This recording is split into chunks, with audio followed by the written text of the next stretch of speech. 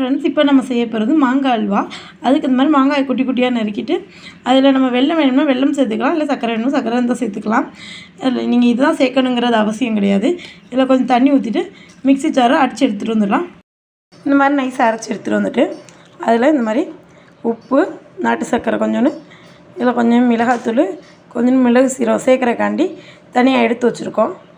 இந்த மாதிரி அடுப்பில் வடித்து வச்சுட்டு அதில் இந்த மாதிரி நம்ம அரைச்ச அந்த மாங்காயை இந்த மாதிரி ஊற்றிக்கணும்.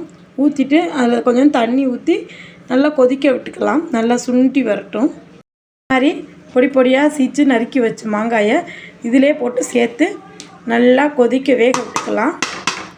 நல்லா கொதித்து வெந்து வரட்டும், நல்லா சுண்டி வரட்டும்.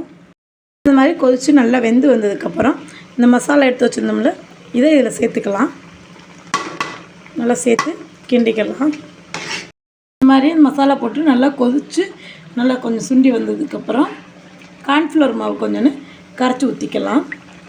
இந்த அளவுக்கு கொஞ்சம் கரைச்சி ஊற்றி நல்லா கிண்டிக்கலாம்.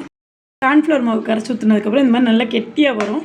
இதில் கொஞ்சம் நெய் சேர்த்துக்கலாம். இந்த மாதிரி நெய் கொஞ்சம் சேர்த்து நல்லா கிண்டிக்கலாம். நல்லா கிண்டிட்டு இதிலே நீங்கள் முந்திரி திராட்சை வேணும்னாலும் கூட வறுத்து சேர்த்துக்கலாம். இந்த மாதிரி நல்லா சுண்டு வெந்து வந்ததுக்கப்புறம் இந்த கார்ன்ஃப்ளவர் மாவுலாம் நல்லா வெந்ததுக்கப்புறம் அடுப்பு ஆஃப் பண்ணிக்கலாம். இதில் இப்போ உரப்பு புளிப்பு எல்லாம் சேர்ந்த மாங்காய் அல்வா ரெடி. Bye friends.